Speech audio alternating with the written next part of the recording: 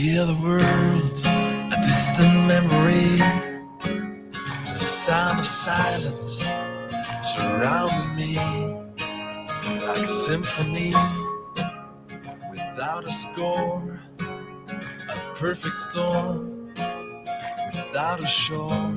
I wanna hear your voice calling out my name, a life-changing noise. I'll never be the same. Let's hear the world like you never did before. Hear the world, let's open up that door. Hear the world, it's time to lend a helping hand. We hear the world,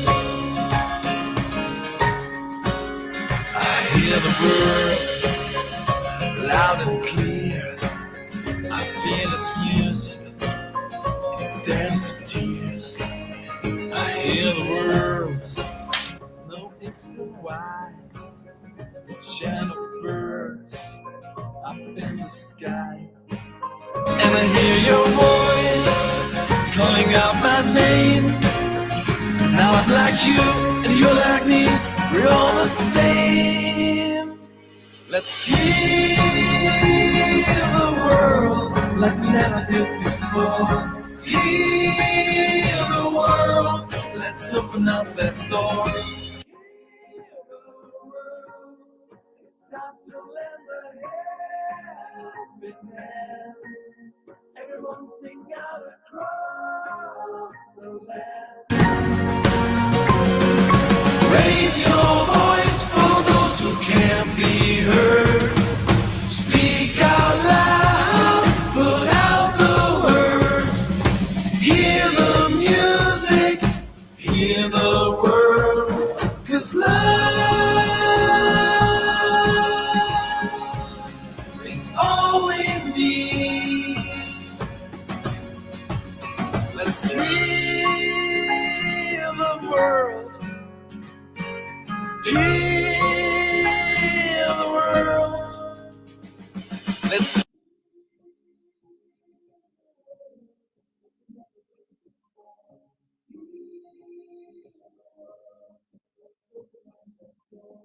hear the world. It's time to lend a helping hand. Everyone sing out across the land. We hear the world.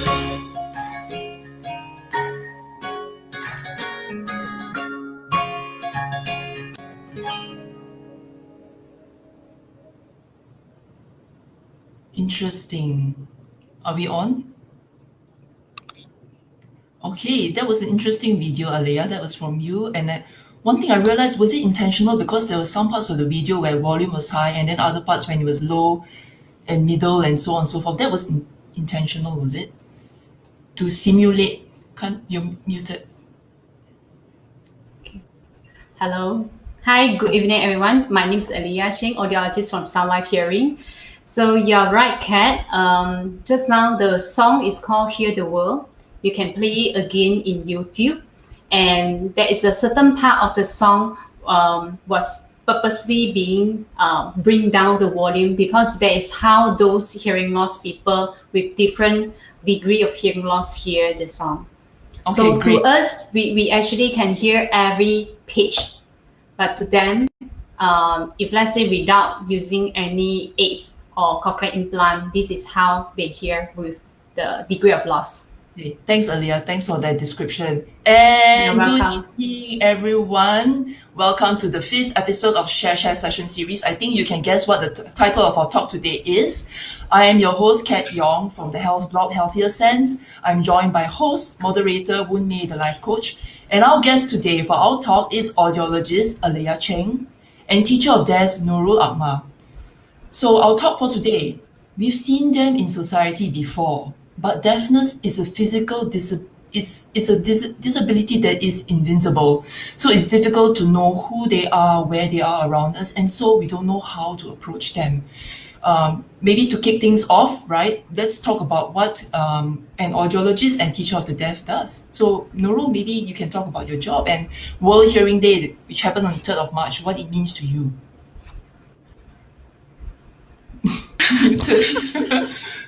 Okay. Hello, everyone. Good evening.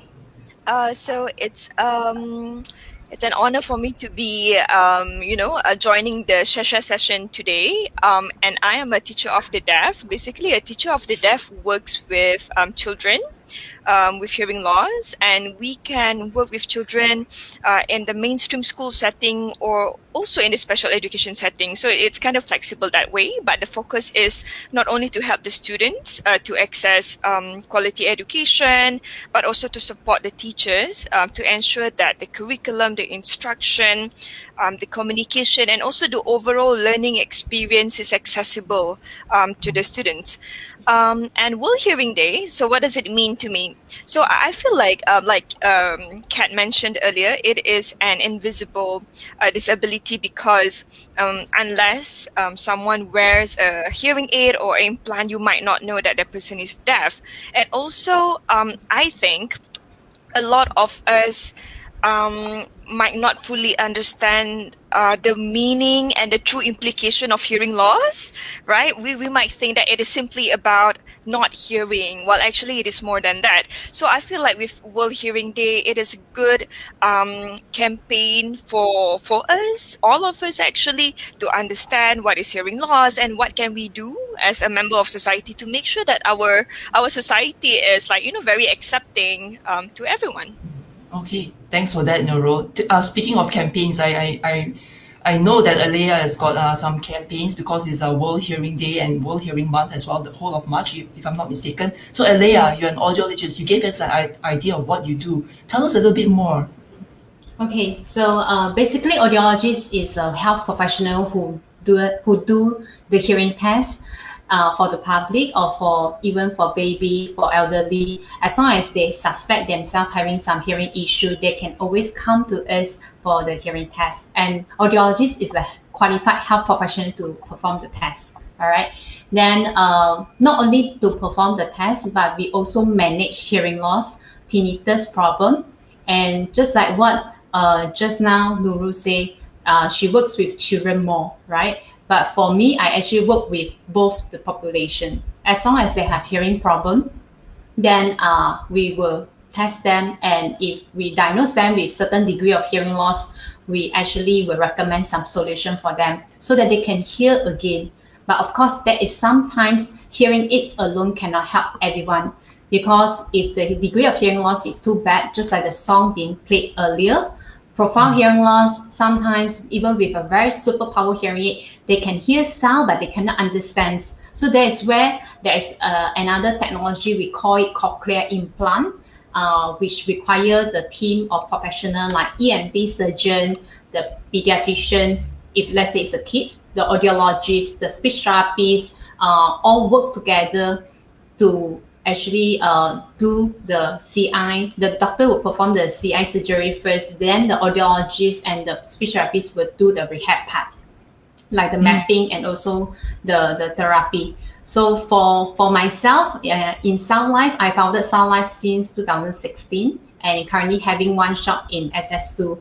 So over here, we see a lot more on the adult cases, but sometimes pediatrician will also refer some kids which is suspected delayed speech to refer to us for the hearing test as well. Then what just now you mentioned about the 3rd of March, right? So I do have something to show you guys. So this is actually my screen. The 3rd of March. This is one of the event that we do it for the Sound Life, under Sound Life. So as you can see over here, this brochure is actually from WHO as well. So this year, the theme is called Hearing Care for All, and then is recommended to screen, to rehabilitate, and to communicate. So 3rd of March to me as an audiologist is, I love this day because this is a day where I can actually go outside and talk to public that, hey, do you know that today is a World Hearing Day? So how much you pay attention to your hearing? And then do you know what is the means of World Hearing Days? So as you can see, World Hearing Day fall on 3rd of March. Over here is 3-3. But if you just put one of the three opposite, then that is where we come out the idea having this 3rd of March to become the International World Hearing Day. So idea. yes, correct. So this is where I like this. I like this day is because in Sound Life this year we actually did a lot of different things. Like for example, we have a live talk FB live series with professionals like pediatrician. I have 2 pediatrician talk. One is talking about the children speech and hearing development with Dr. Chin in Mandarin, and then one is talking about do you think that earphone or the headphone is actually dangerous to you? How hazard is that to your hearing? So that one also collaborate with Dr. Chin, and also from his Facebook page as well, Dr. Chin Child Specialist Center. Then another one is actually I also invited Columbia PJ ENT to share about how much you know about your ear. So that one is my last Friday Facebook Live. So this coming Friday Facebook Live, I will be also sharing together with Prof. Go BC. She's an ENT surgeon from UKM, and she will be sharing a bit more about cochlear implant. So it's actually my first time to do the Facebook Live, and then but this year I also not sure why, but I just feel like I wanted to do more things. So I just do a lot, then invite, then they say yes, and just continue. Then not only that, we also wanted to support more people to pay attention to their hearing. So whoever walk in, then we just provide them free ear check, and then and then some hearing screening with the questionnaire. So if let's say they have things, then we consult them. So if let's say those they come in, do hearing tests, then we also promote them. Hey, why not the friend, you also ask them to do, so you just pay one price. So buy one free one hearing test for more. So there's few things that we do, and one of it also we do donate. We have something called Hope for Hearing. So it's a program, CSR program under Sound Life, where we do keep some of the old hearing aid whereby our old customer, they no longer want to use it. So we service them, and then we put into this Hope of Hearing fund, and then it is like able to donate to those who are not affordable to buy hearing aids. Okay. So this is a program we also launched it together with this one. So that's yeah. For your contribution to society. And also from what I'm hearing and what I listen from what you were saying just now, what you were sharing just now, is that it's not just one person who's doing what they can, right? It's actually a team or an ecosystem or a community of experts and people who care and who are concerned to do what you do, right? There's the audiology, then you also mentioned ENTs and pediatricians coming together. And also there's the speech therapist and teacher of the deaf side, all working together to do something for the hearing loss community, hard of hearing community. So so as I mentioned just now, I kicked off with deafness is a disability that is invisible, right? We do not know where they are, whether they are around us, and how to approach them and how to interact with them. What are some of the myths about these individuals or the community? What are some of the prevailing ones that are out there? Some perceptions that maybe we can try to bust today. Nurul, any ideas? Yeah. So I think one of the things that I think a lot of us are not aware about is about like hearing loss being not hearing. So basically, I believe Alia would be able to describe more, explain more later. But basically, hearing loss does not mean a total loss of hearing, because there are degrees of hearing loss, and because sounds is made up of different frequencies, right? So these losses can happen at different frequencies. It can happen at low frequencies or high frequencies. So and everyone might not have the same kind of hearing loss. So some people with hearing loss or deaf people might not necessarily not able to hear. In fact, they might be able to hear like maybe low frequency sounds, like vowels, for example. So what they hear could be distorted. It isn't necessarily the absence of sound. And I feel like because, I used to work with an NGO for the deaf, and we used to conduct, we are still conducting, they're still conducting sign language courses, for example. And one of the things that our students were very surprised about was they did not know that some deaf people can talk. Because they think all deaf people sign, which is not true. Some deaf people sign, some deaf people talk. And also it's about choice as well.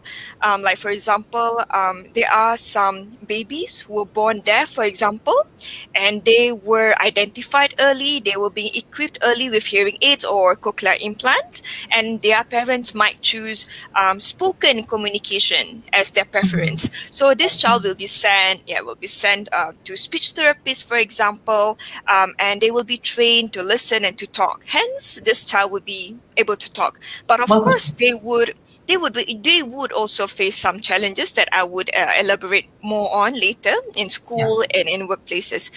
But there are some families, for example, who opt for sign language. I want my child to be able to sign, for example. But there are also families who opt for both. I want my child to both sign and speak.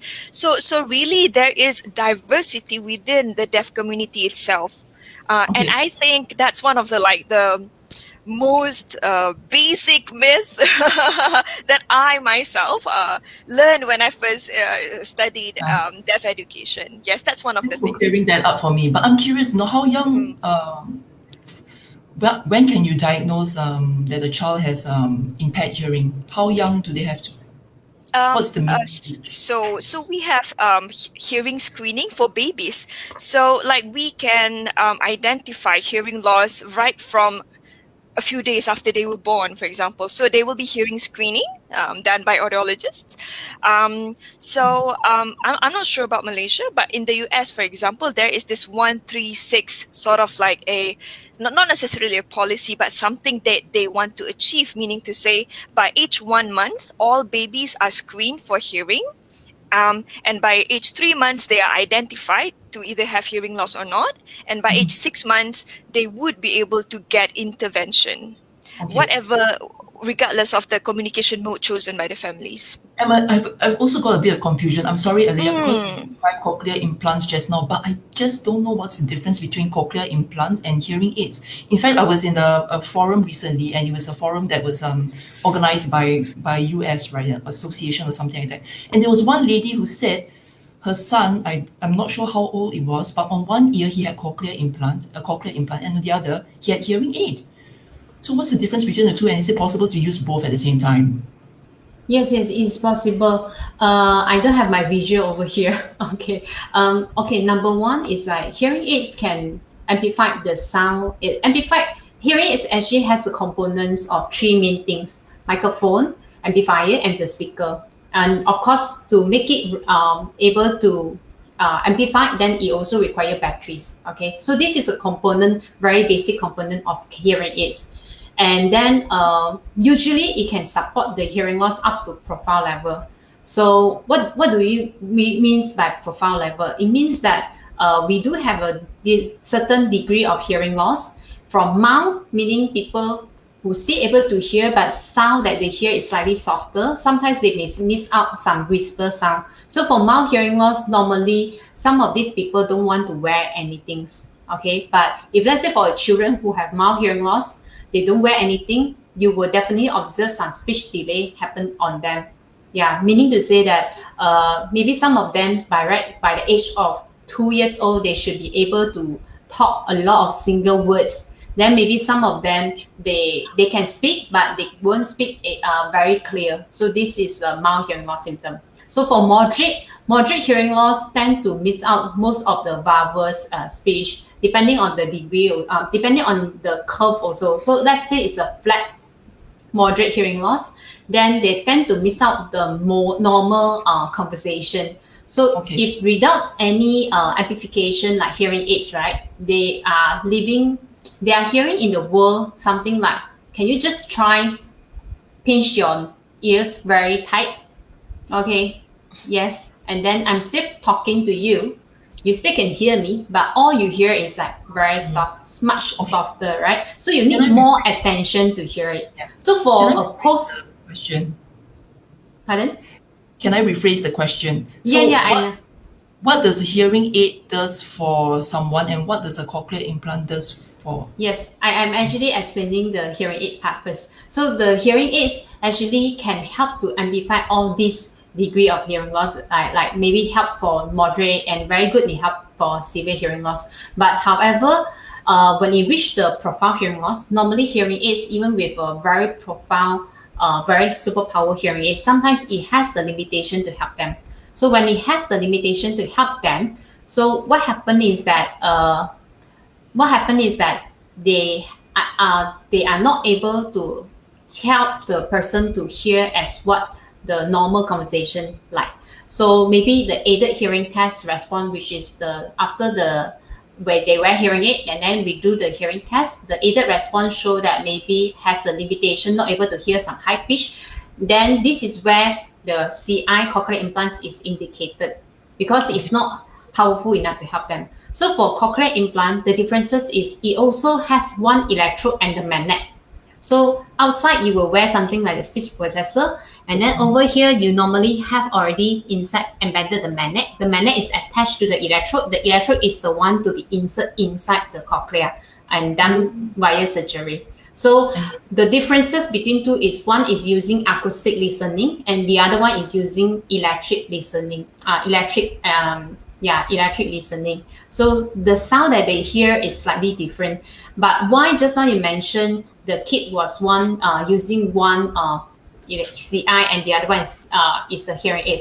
Perhaps for this child, the one using CI is very profound and not able to be helped by these hearing aids, and the one using hearing aids is because the hearing aids is still able to help them to hear. And in fact, some of them who use the combination, they can hearing aid help more in the low frequency, which is low pitch, the bass sound, and the CI is helping more on the high pitch. So when they hear both, more balanced.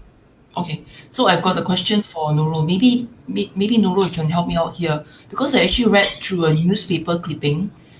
I don't think the figures are updated, but it was saying that there are 40,000 registered deaf in Malaysia. So Yeah. Yeah. So actually, that number is pretty much, I think, accurate, because when I think it was about 1 or 2 years ago, the number is about 38,000. So I believe the latest should be about at that point. So basically hearing loss occurs in about 2 or 3 out of 1,000 births. But then hearing loss can occur at any stage in our life. It isn't necessarily congenital, meaning to say, from birth. It can also happen due to injuries and due to old age. So the number, yeah. The question which I have is like, when these individuals they are registered, what happens? What are the follow-ups that happen after registration? Why are they registered? Okay, so actually, we believe that the number is more than that, because we can't be sure that all deaf people register with JKM, right? So we can't be sure. So we believe that the number is actually higher than that. Honestly, I'm not familiar with the process, but in my understanding, once a child or an individual registers with JKM and have that OKU card, they're entitled to some benefits from the government. And for kids, for example, they receive monthly allowance, and that would help in their education. And they would be able to access like some help with their JKM or OKU card. Okay. I understand that you're a teacher of the deaf. You're like a special, correct me if I'm wrong, the phrase is special education teacher. Yes. Not sure how it works in Malaysia, because what I read was like, it's it was a scenario that maybe wasn't in Malaysia, it's overseas.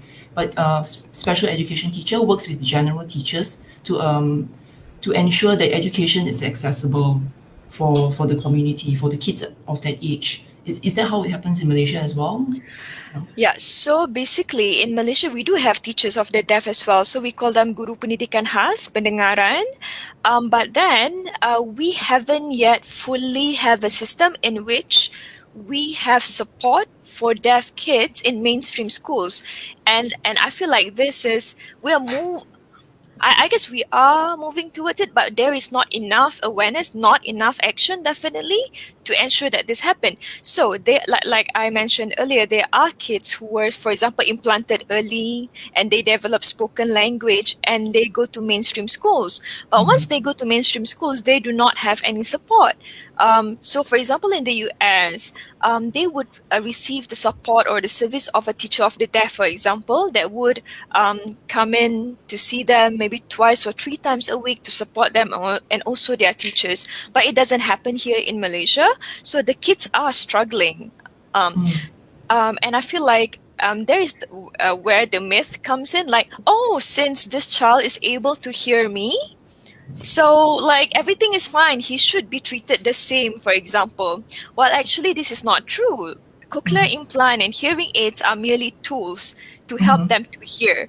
What makes hearing happen is actually a brain work, therapy work that needs to be received continuously for a very long time until their adulthood. So this is not just they receive a cochlear implant, and then they receive therapy for 2 years and that's enough. No, it is not enough. So we do have a critical shortage of speech therapists, where we do not have a system in which we integrate the support of what we call related service providers, meaning to say teachers of the deaf, speech therapists or audiologists in the education system itself. They are considered like, special and isolated. So it's either or. If you want these services, you might need to go to special education. But if you are in mainstream, you are treated the same. And I feel like, we need to shift our perception of the word same and equal, because not equal does not mean everyone gets the same thing. Right? So for example, a deaf student, even though with hearing aid or cochlear implant, they still need support in the form of, for example, the use of what we call an FM system. It is like a mini microphone worn by the teacher that goes directly to the device of the child. So this ensures that the sound or the voice is always near, no matter where the teacher is. So that would help the child to access instruction. Another thing would be visuals in the form of maybe notes, in the forms of diagrams, for example, or videos or anything that would support the understanding. Because even though they can hear, listening is hard work. They can listen, of course, but that's why we do not want them to we want them to learn, not to practice listening in the classroom. So that's why we want to, as much as possible, provide all of these accommodations. But then the thing is, I think we mistake accommodation with special treatment. So we feel like, Who decides that these kids go to mainstream school, or is there just maybe not enough special facilities? That's why they're moved there. So basically, it's mainly the choice of the parents. So for example, if the child is implanted early, many parents would want the child to go to mainstream schools. In a lot of cases. But of course, there is a lot of factors that come into this. It is not just, how early is the child implanted or getting hearing aids, but it is also about the intensity of therapy or support that the child receives throughout his life, for example. And also, we're talking about preference. What do you have in mind in terms of the kind of education that you want your child to receive, for example? So who decides where the child goes? It's normally the parents. However, teachers also come in because, for example, if the child does not develop spoken language at the appropriate age level. So say, for example, the child is now 7 years old, but the language level is only 3 years old. So the child might not be able to succeed in a mainstream classroom, because this is not just about accommodation. This is about, like, because the gap is too wide. Hence, the child might go to special education instead. But we do have like variation in special education placement. We have like full special education schools for the deaf. We also have what we call PPKI, or the integrated program. That means we have like a program for deaf kids in the mainstream classroom, and in fact, some of the kids go to these mainstream classes for certain subjects. So we are, as a country, moving forward, but of course, more needs to be done. Okay, I understand that. One organization which I want to applaud is Grab. Maybe there are other organizations that are doing it as well, but I don't see it. But Grab, because I use it a lot. So what they do is that they hire deaf people, deaf individuals to be Grab drivers.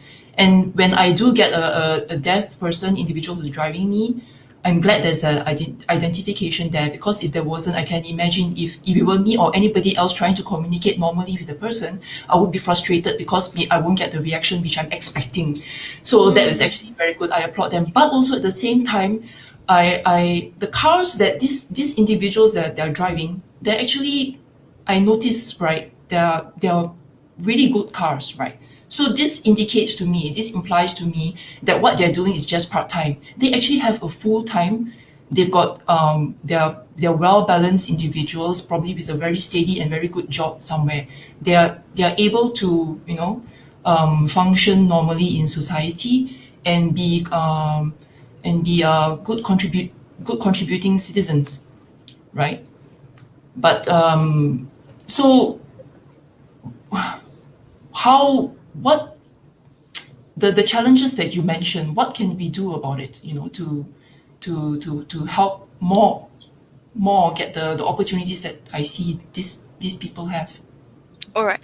So the thing is, employment is closely related to education. So when education is sort of like limited, we can sort of like predict the trajectory where this is going in terms of employment. So I feel like we need to first and foremost address the challenges in our education system to ensure that it is accessible to deaf kids, not just deaf kids, basically everyone, regardless of their abilities, for example. Yes, but then when it comes to employment, how can we, what can we do about it? I think first of all is we need to understand what is hearing loss, because like I said earlier, we have this misconception that deaf people cannot hear at all, hence there are certain things that they can never do, like driving. Well, actually, a lot of people drive. Like, in fact, they even make it, a job, a career, driving. And another thing is, I feel like our information system, for example, is not catered to everyone. It is not universal in that sense. Like, for example, if we were to go to the LRT station and there is an announcement, maybe there is a delay for the train, or there is a change of schedule or anything, it is the message is relayed through like a voice announcement, but there's nothing written. So we have to come up with a system in which all of this information can be accessed to everyone, especially deaf people. And when we talk about, it is as simple as, for example, TV shows, documentaries, information, news. TV1 has the sign language interpreters, but the other TV stations are not really, but maybe except Bernama TV, but that's only during, prime time news. What about the other times? What about other shows? So, we can only, no, I wouldn't say we can only imagine, we cannot imagine, but I'm saying that with this limited things that they can access, this Limited section of access to society, public yes. So this section of society is not living their full potential, I would say, because of the barriers that we have in our society. And also another thing is about actually when I work with the NGO a lot, we work also with the employers or companies that hire deaf people, and some of the issues are communication. So this is not just about learning sign language. Of course, it would be good, but it is also about understanding how to communicate with deaf people. Like for example, it is better for you to talk, like by facing them. Don't talk, like for example, from anywhere, because they need to see that, oh, you are the one who are talking to them, for example. And then the way you want to get their attention, do not scream, for example, do not talk extra loud, do not like I don't know, like throwing things or like stomping your feet or anything like that. So like tap them softly, for example, at their shoulder, to get their attention and things like that. And also relaying communication in the form that they can access, visual normally. So for example, if there is a change of shift, work, for example, so there has to be an announcement where they can see. If there is like training also, there needs to be, a training that it is not just about, listening or sitting and listening. No, there should be things that they can see, things that they can refer to visually. I would like to add actually also a personal observation we have. Communication is it's more than just listening and talking. It's also the eyes, the touching, and especially when you see a mother and her baby, how do they communicate? The mother communicate and shows her love and concern for the baby via touch, via holding, via cuddling, cradling, and then as the child gets older, I've seen like young kids, look at their mother with just adoring eyes, no words spoken, right? But just by looking, looking at their parents. Yeah. So communication is more than just words and hearing. It's something else. It's something that's unseen and visible also. Yeah, just a personal sharing there. So Wunmi, you disappeared from the screen twice. Anything you'd like to say? Oh no, I was just listening in, but there was a dog there that's barking at a very, very high pitch. So if I have my screen on or the sound, you'll be able to hear that very loud, and Aliyah will probably go like, okay, you need to have him down on a lower decibel right now. Yeah, he's very high pitched. Yes, he is. So I think that a majority of Malaysians do not have a clear picture of how the deaf or hard of hearing community is faring in Malaysia. Aliyah, you gave us an idea. Nurul also, you gave us a clear idea of that picture. But I think it's like a jigsaw puzzle, right? It's not clear yet. Not all the holes have been filled. There's a lot that's missing still. But I agree that public facilities, at least, it should be it should be accessible for all. And visuals would help. That's what I'm hearing from you, Nurul. Visuals would help, especially for that community. Can I just share an experience? Yes, please. So usually for like, if let's say a person with some hearing loss, how you can actually help them is if their hearing is not too bad, but they are still able to communicate verbally with you, encourage them to actually get a hearing aids. Because wearing hearing aids is just like a person with some vision problem, either it's like far-sighted, nearsighted. You just get a pair of spectacles, then they can see clearly. So getting hearing aids is same thing happen to them. So if let's say it's because of the financial issue, they can't really get it, then can advise them to come to Sound Life and apply for our Hope for Hearing. All right. Then if let's say you communicate with them and you already realize that they are not able to hear you, so they always sign. So normally we say that those who are born very profound hearing loss, we also call them deaf. But at the same time, their vocal are actually working well. They can speak if since young they're able to hear.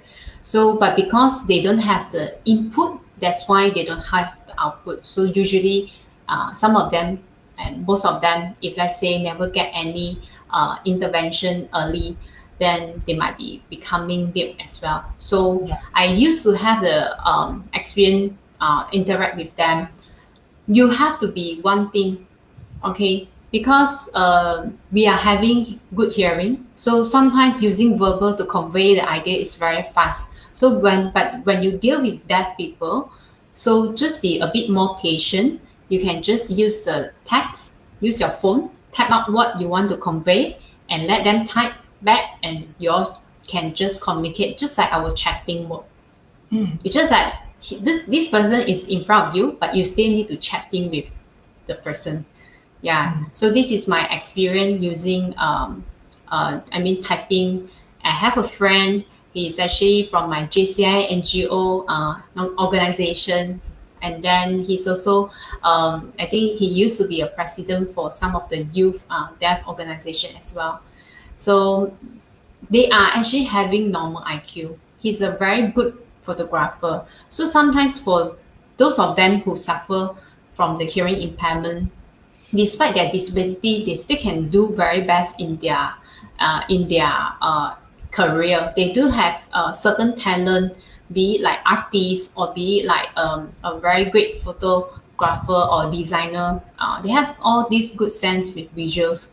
Yeah, so just be a bit more patient to them. Yeah. I think we can open for questions now, open for the floor. But I'll kick off with another question, which I have. How do you approach, let's say, somebody displays signs of being hard of hearing, right? In a social setting, how do we approach them? We want to talk to them, but how do we, approach them? Maybe Nurul can answer. You mean how do we approach someone who has signs of hard of hearing? Yes. I guess first thing first is I would say personally I would never assume because that person, him or herself, might not acknowledge that he or she has hearing loss. So that's another thing. Yes. But I guess I would just look at it at a very just based on that situation that you were telling me about. So if a person sort of, I guess if we were to say signs of like being hard of hearing, it could mean like not being able to hear. Normally, a person who has that issue would know by him or herself because it is not something that happens like one day you wake up and you cannot hear. So it's like it takes quite some time. They would have had responses from other people saying like, hey, I've been calling you, have you not heard me, or things like that. Okay. So I guess I would have to ask that person. No, I wouldn't even ask like it is not a thing that we ask like, Let's say you notice or you observe the person from afar, right? And you notice Yes. that, okay, this person is hearing impaired, but you're going to approach the person for the first time. I see. Then Okay. Now I understand. Yeah. All right. Okay. Yeah. Now I understand. Okay. Now I understand. All right. So how do you want to approach a person so you already know that this person might be hard of hearing or deaf because you see him or her wearing hearing aids, or maybe he or she is signing. So what you can do is like I said, when you approach a person who is deaf, you would come like to the front. You can tap his or her shoulder, introduce yourself. And if he or she has an interpreter, even though you might for example, look at the interpreter sometimes, but make sure that your attention is to the deaf person. Because sometimes I make that mistakes too. Like rather than looking at the deaf person, I was looking at the interpreter. So this is something that we need to be aware about and train ourselves. Like, okay, focus on the deaf person because it is he or she who I am communicating with. And also sometimes the deaf person would tell you, like, you know what, I'm deaf. Like it could be like through voice, or it could be like cannot hear, something like that. And he or she would suggest, right, so that we can communicate. And I would say my advice to everyone, because I experience it myself, is do not feel scared. I understand sometimes we feel scared because we feel segan, we feel like, how should I approach this? I feel like, again, this is mindset. We do not have to feel like, well, if I were to ask if this person is deaf, it would be offensive, right? No, like come with an open mind, because deaf people are also like, they just like any of us, One thing and I they are, realized, yeah. One thing I observe, okay, I don't encounter many deaf people, right? Mm. And the ones whom I really observe are the ones who are sitting next to me because they happen to be my Grab driver, and I realized that they are super attentive, right? Maybe it's Yes. because they're not using the sense of their hearing, so everything else about Mm. them super on, like superhuman. Yes. Yeah. Absolutely aware of like when I want to get their attention, they immediately know. Yeah.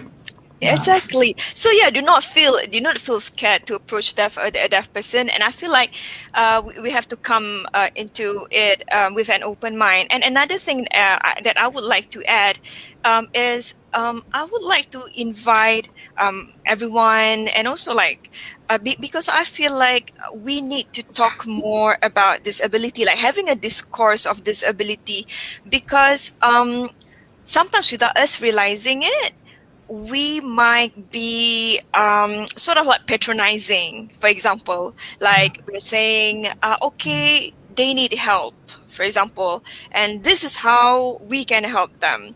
I feel like while there is some truth in it, of course, I feel like we need to view deaf people or anyone with disability not as less.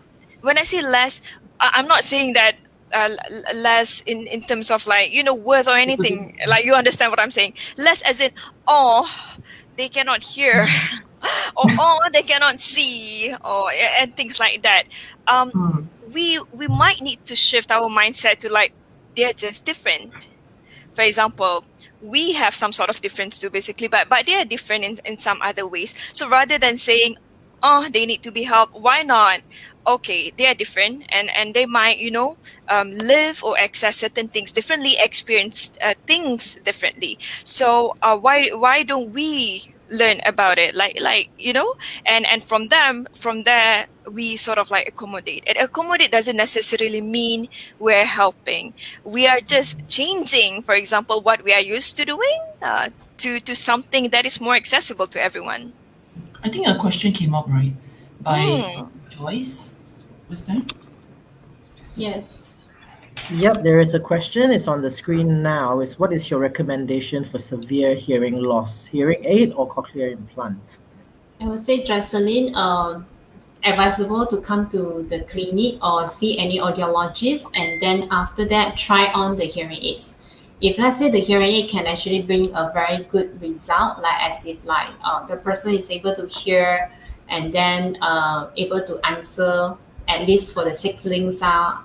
So 6 links out is a speech test we will do after the person wear the hearing aids. So then when you ask question, when you say out some numbers, the person can repeat back, then hearing aid might be a good choice for them.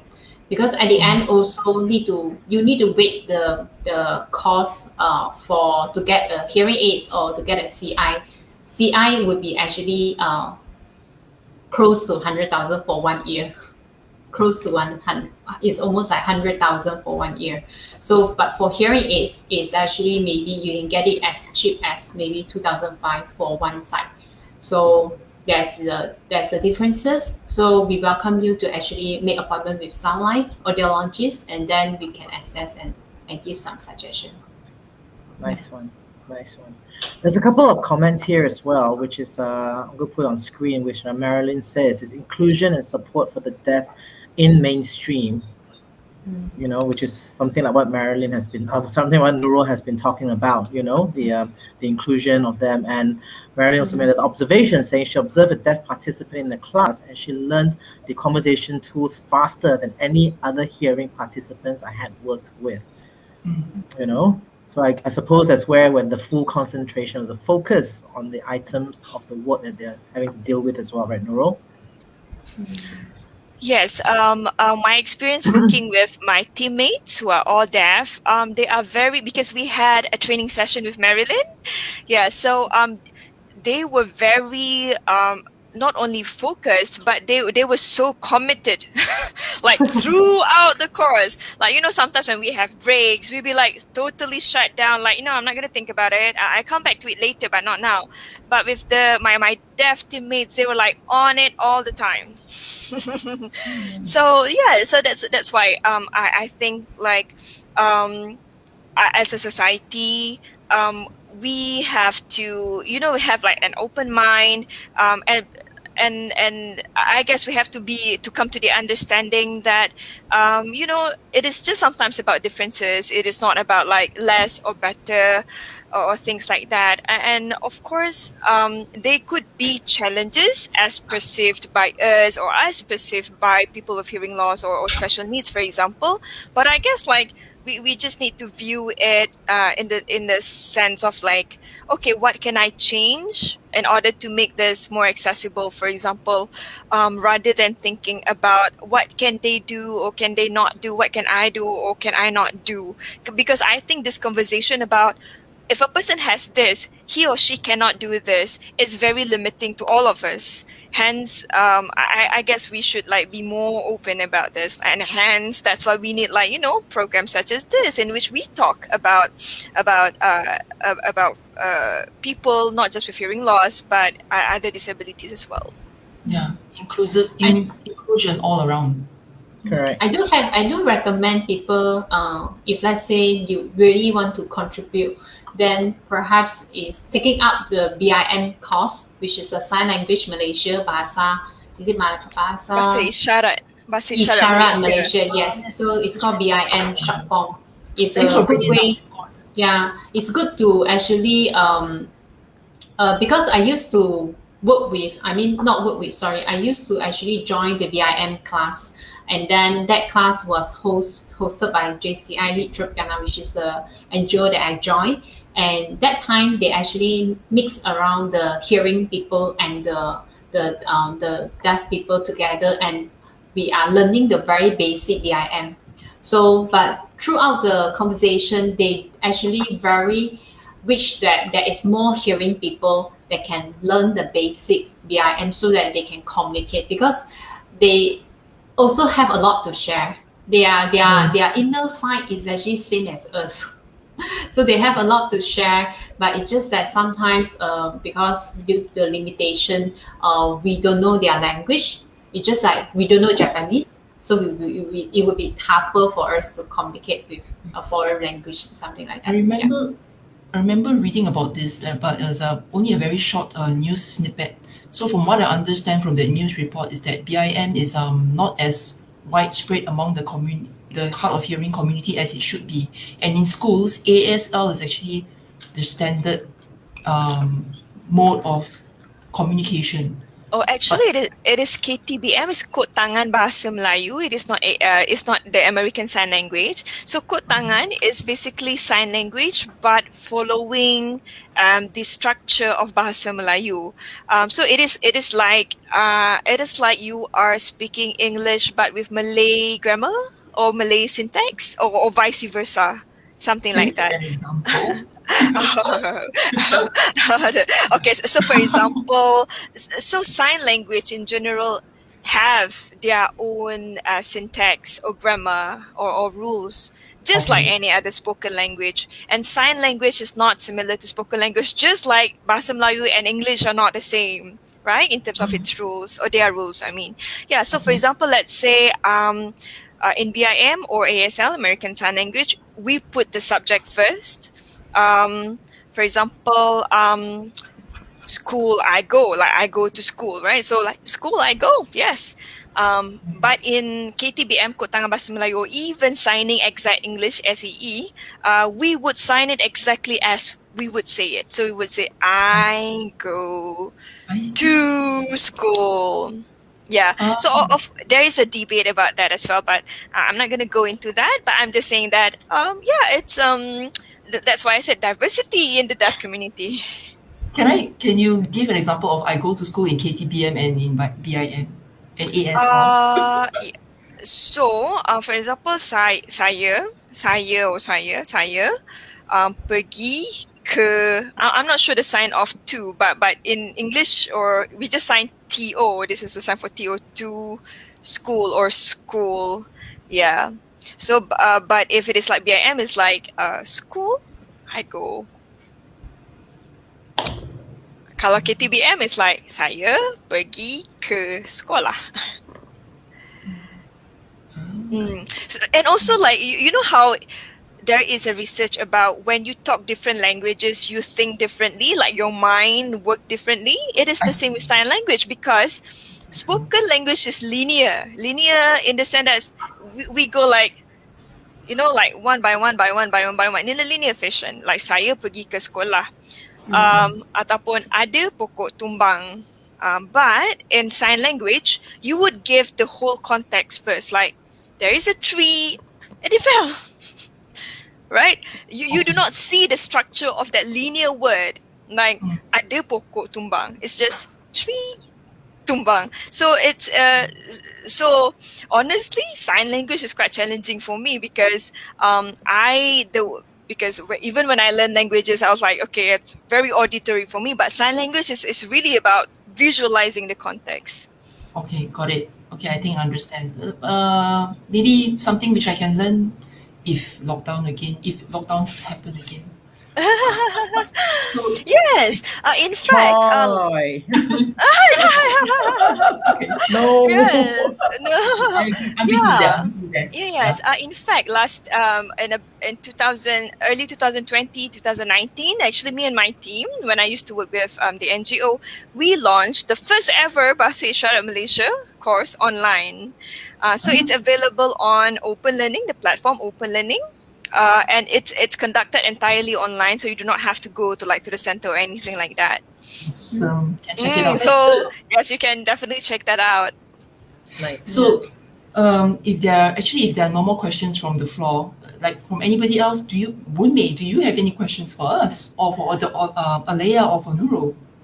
Well, I really don't, because I think Nurul and Aliyah really explained the awareness and the acceptance, and of the disability, or the hearing losses really well. That I like what Aliyah shared about, we just have to be more patient. We just need to be more aware of us dealing with them, rather than asking them to adapt to us. It's about us being more patient. Just say, hey, it's okay. We just need to be aware. I mean, I noticed that there are more of these awareness programs getting better and better every day. Like there's more of it all over FB, on Instagram, or even on YouTube. On all this kind of awareness. Like Nurul say, it's not just about whether it's a hearing loss. It's any disability. Any disability is a form of disability. It doesn't really matter where parts of the body it comes in. It is a disability, and people have to overcome these sort of struggles. And to develop the confidence that they need to face the world on a daily basis comes from the acceptance of the society that we all live in. So it's about including them into the mainstream. It's about accepting them for who they are, and then giving them the opportunity. So I think what Nurul and Aliyah are both doing, is really something amazing, because it really then allows individuals, to come forward and say, hey, it's okay. It's not the end of the world kind of thing. Mm-hmm. Yeah. Actually, I do have something to recommend. So perhaps a very general view, even though we say that hearing loss got a lot of impacts, but I just have some visuals to just show to everyone. In general, why we say that we need to take action against the hearing loss. And bear in mind, when there is one family members in your family having hearing problem, it's not only to affect they themselves, but so family dynamics, because you are going to talk the way not as the normal people talking. Maybe some of them keep on shouting, all right, or some of you maybe say something like cake, but the person heard it like, let's get some cat. So the misunderstanding will keep on happening. Then the family will keep on having a lot of arguments, and then you are not harmonious. Okay, then some of them, because of hearing problem, they are shy to ask people to repeat again and again, because there is many times that maybe they ask people to repeat and they are being intimidated, being laughed at in the community. You say something, so we are talking about car, not the cat, something like that. So at the end, they are actually becoming more and more low self-esteem and don't dare to voice up. So this might be also happen for those who are already who are actually because of that they don't want to socialize anymore. So that would lead to the social isolation, and some of them may be even having depression. And happen to our elderly one day, or even to ourselves.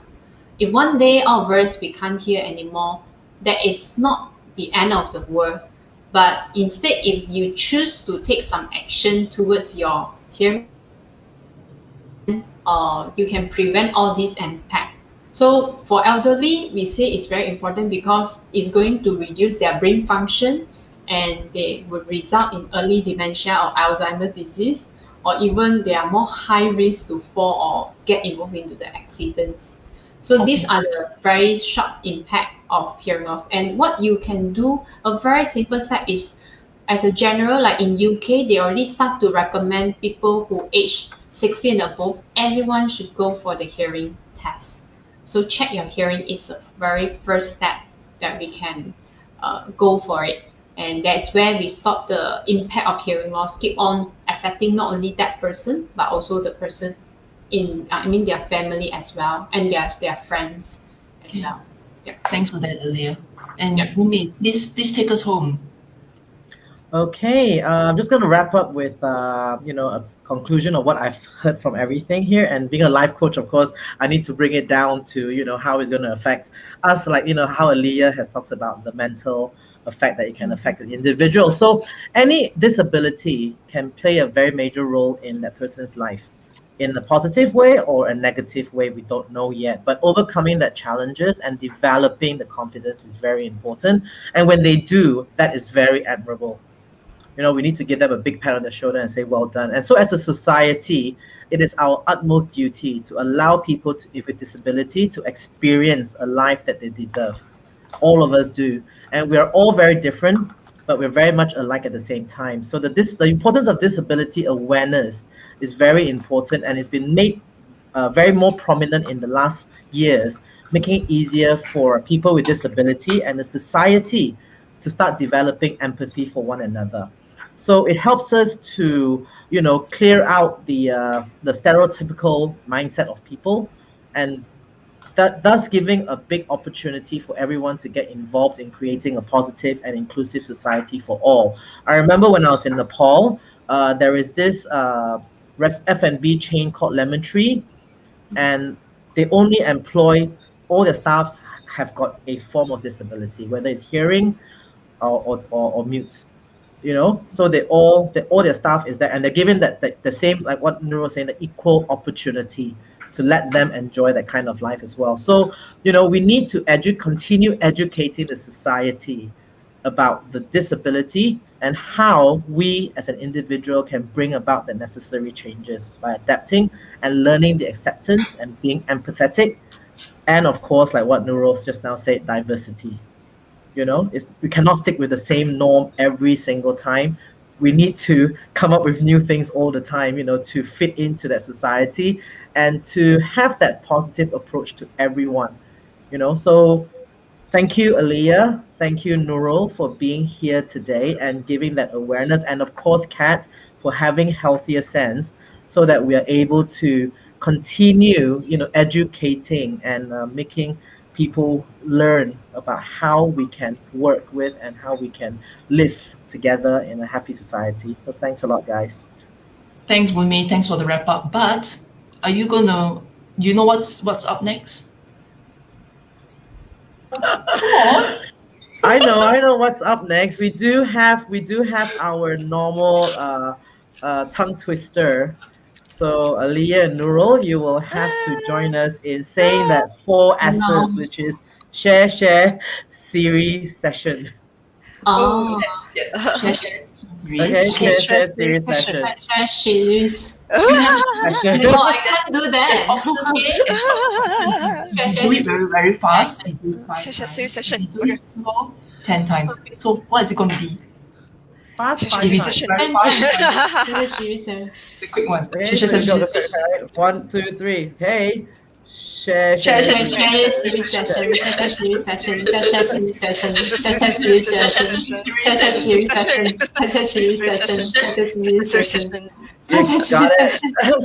We got it.